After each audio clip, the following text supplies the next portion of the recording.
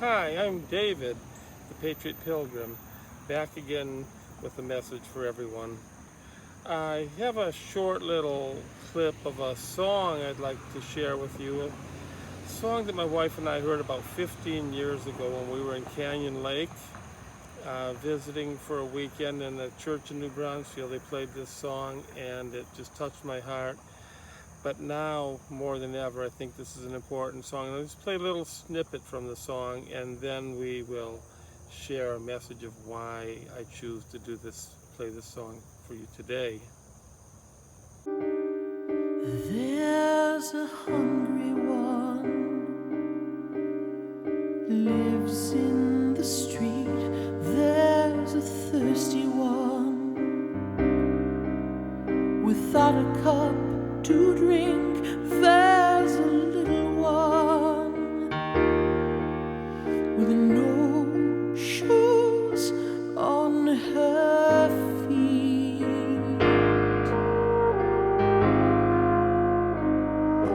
There's a family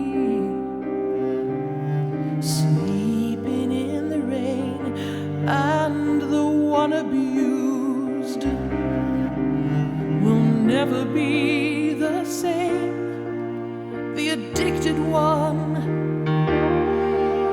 with no one left to blame.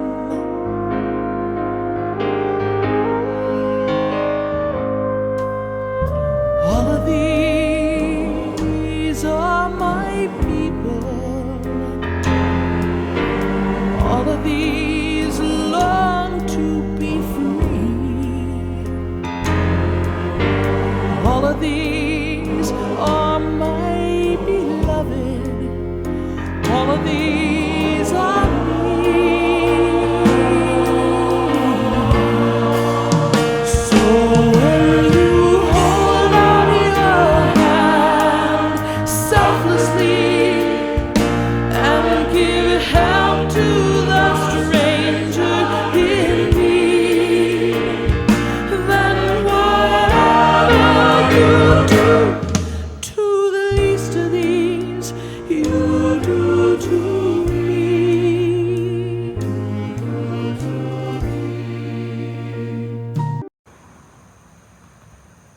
Okay, so I shared this song now because we're standing at a point in humanity like people have never experienced before. We are at the crossroads of civilization. We're at war, okay? And a lot of people don't realize that we're at war. And in order to understand the war, we need to know who our enemy really is, okay? And St. Paul tells us that we are not fighting against flesh and blood of this world, but against the dark powers and evil forces of the spiritual realm. And so this is a spiritual battle, okay? And we stand at the crossroads of humanity to see which way this battle will go. Now, as faithful people, we already know that God wins, so it's just a matter of doing our part to help this play out. But one side of the battle is called the Great Reset. These forces would have our world come into a communist totalitarian type of rule. They would have some very powerful elite globalist people having immense power and wealth, while the rest of us are basically enslaved or even destroyed. And the other side is the Great Awakening, and the Great Awakening is based on spiritual ascension.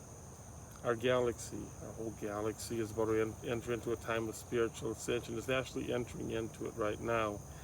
And those who are prepared to ascend will move into this higher level, and those who are not will be basically left behind.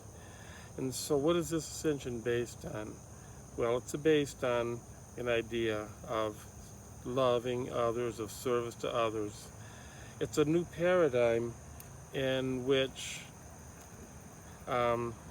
We have to get away from the idea that we've lived with all of our life, which is that our success is based on what we have, what we get, and into a paradigm of what's really important is what we give, not what we get.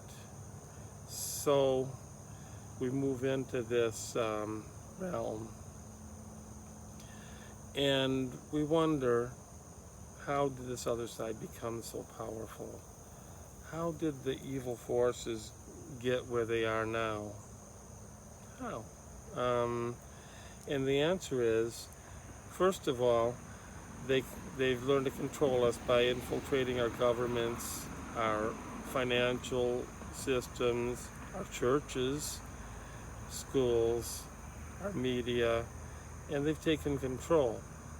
And so we don't look and see what these evil people are doing, these people at the top who would enslave us and destroy us, because we're busy, first of all, with accumulating goods and wealth and having things that we consider to be important. And second of all, we concern ourselves with frivolous activities, worrying about who wins the ball game. Our whole weekend is centered around some guys playing a ball game, and our whole happiness depends on who wins a ball game, or what kind of score can I get on a video game, or where's the nearest happy hour so I can have fun, out at the clubs and stuff. And that's part of the way they enslave us, is by wasting our time on trivial activities. But the worst of the things they do is to distract us from seeing the evil they're doing by playing human beings against other human beings, so that we're divided. And there's no need for this division. They divide us, with racial divisions, with gender divisions. We're not naturally meant to hate one another. Human beings are meant to love. But this is how we're manipulated. And the real enemy is not the person who's out there wearing a BLM cap or a Antifa shirt. They might want to throw a brick through a window or a bomb or something. These are not the real enemies. These people are manipulated by the forces above. They're basically the victims. They're being used, and they're not our enemies. And we have to realize that our goal is to love everyone and not hate, and especially not to hate the people who are really don't know what they're doing. Or the lady who walks into the abortion clinic, she's not our enemy. I mean, what kind of a horrible world are we living in, where these forces can manipulate a mom into thinking she has to fight for the right to kill her own baby? That's not natural. And that is these are people that are victims of this system, which manipulates us into believing such ridiculous, crazy, destructive ideas. Okay, so our goal is that we need to love one another. And if we have this war and we were to win this battle, and then we right away want to, bring justice onto the people who are on the wrong side, and bring in hatred and stuff, we're no better than what we tried to overcome.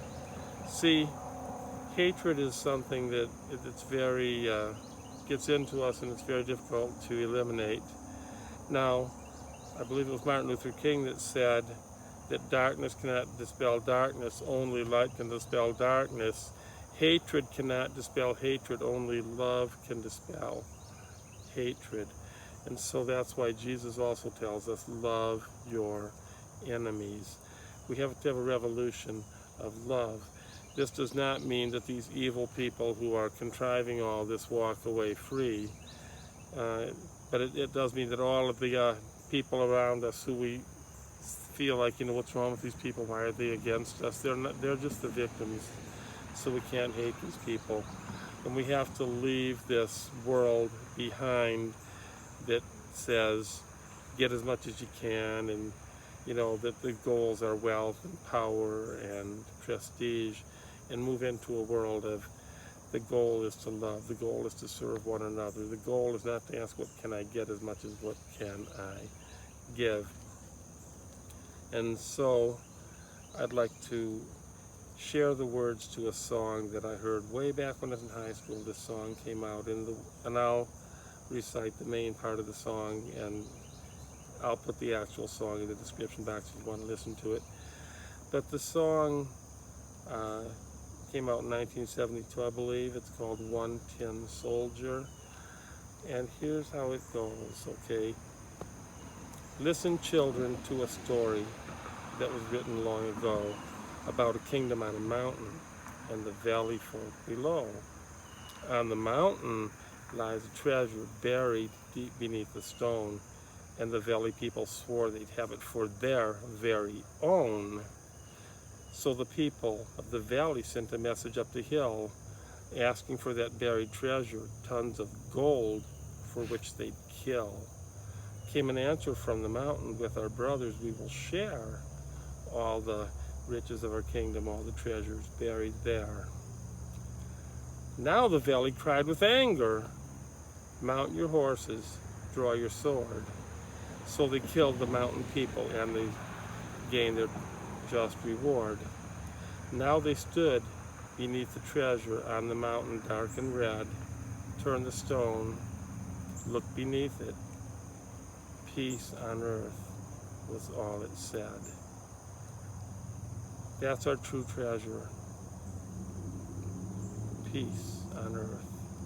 Love one another. When we understand that, we're ready to ascend to the next level. God bless all of you. Thank you.